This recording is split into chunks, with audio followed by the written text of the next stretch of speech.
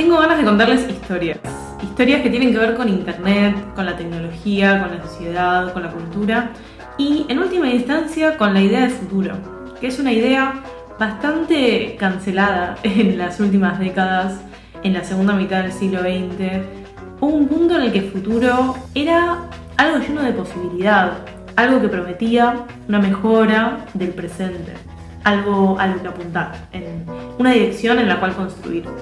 ¿A tu mamá le interesa el futuro? Decirle que venga. Y en algún punto del siglo XX podemos establecer distintas teorías de cuál sería ese punto. Yo creo que es más bien un lento degradé. El futuro dejó de estar bueno, dejó de prometer.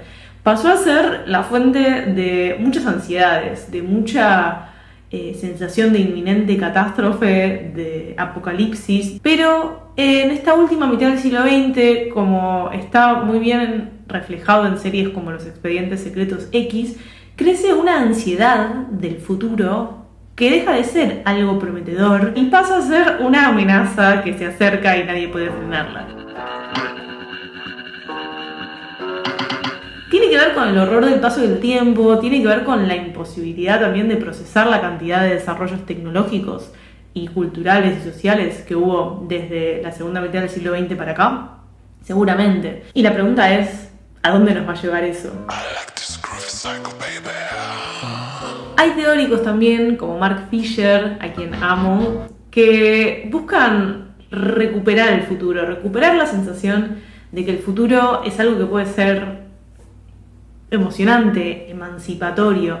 Y sobre todo, un concepto que me encanta de Mark Fisher es el de futuros perdidos, que es líneas temporales, eventos, anécdotas, configuraciones efímeras que se abandonaron en la línea temporal del pasado hacia el presente y quizás contenían pistas, guiños de posibles futuros en los cuales la catástrofe no sea tan inminente, en los cuales la angustia no sea tan aplastante, en los cuales podamos imaginar formas de estar bien. Seems so unreal.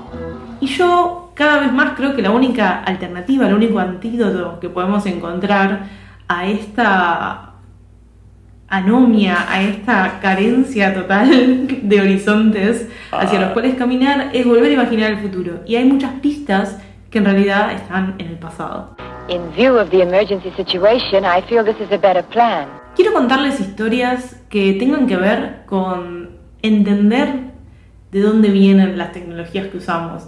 Me parece que un buen punto de partida es el concepto de cibernética. El concepto de cibernética fue acuñado por Norbert Wiener, quien se considera el fundador de la cibernética. Y fue un matemático y filósofo estadounidense muy versado en cuestiones de guerra, que encontró esta palabra en las operaciones de barcos en la antigua Grecia. La palabra cibernética básicamente viene del griego kibernetes, que significa timonel. Y tiene que ver con la función del timonel en los barcos. En las tormentas, en los caminos impredecibles que los barcos encontraban en el mar, los griegos habían encontrado que había una forma de mantener el orden en cualquier situación, y era mantener la mirada en un punto fijo, como podía ser un faro, e ir ajustando el timón a medida que se alejaba de la mirada de ese faro o punto fijo.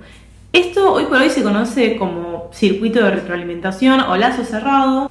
Básicamente es una abstracción, es una forma de pensar las cosas, no es una cosa en particular. Entonces creo que los ejemplos son lo más útil, lo más interesante para pensar esto y para encontrar la potencia del concepto de cibernética en la vida que vivimos día a día. Este tipo de sistema lo encontramos, por ejemplo, en los aires acondicionados, que tienen que medir constantemente la temperatura del ambiente para poder subir o bajar la temperatura en función a la temperatura deseada, que es la que ponemos en el numerito. Y esta misma lógica se aplica a multiplicidad de aplicaciones. Los seres humanos somos un complejo sistema de control automático. Si hace calor, transpiramos para refrescarnos. Si hace frío, regulamos nuestras funciones vitales para no perder calor. Si nos quemamos la mano con el fuego, regulamos nuestros próximos acercamientos al fuego para no volver a quemarnos. Esta idea de la retroalimentación es central en la cibernética y también es central en la inteligencia artificial, que por cierto está dando vueltas desde los 50, la misma época en la que se empezó a hablar de cibernética. William Ross Ashby, que era un médico psiquiatra y neurólogo, que fue uno de los primeros en hablar de inteligencia artificial en la década del 50, también fue el que creó el primer dispositivo que se podría llamar homeostático, que creo que se llamaba homeostato, que justamente tiene la cualidad de regularse a sí mismo. Entonces, si pensamos en este concepto de autorregulación, quizá podemos entender un poco mejor los místicos y misteriosos algoritmos de Instagram, a los cuales tanta gente les tiene este respeto reverencial y a la vez miedo y a la vez odio. They gave me all their knowledge and all their strength, and they let me, a machine, become the master of the world. Y no digo que eso no sea así, pero algo importante para entender acerca de estos algoritmos, de la inteligencia artificial y de la mayoría de las cosas que suceden en el universo de la información y la computación es que son sistemas de retroalimentación. Y esto quiere decir que se basan en lo que observan de nosotros, en lo que observan de nuestros comportamientos. La pregunta en las aplicaciones de la cibernética, sobre todo las que competen en el siglo XXI, tiene que ver con este faro, este punto fijo alrededor del cual estamos buscando equilibrar el barco. ¿Cuál es ese norte al cual se está timoneando constantemente? ¿Cuál es ese objetivo? ¿Quién lo pone? ¿Quién lo plantea?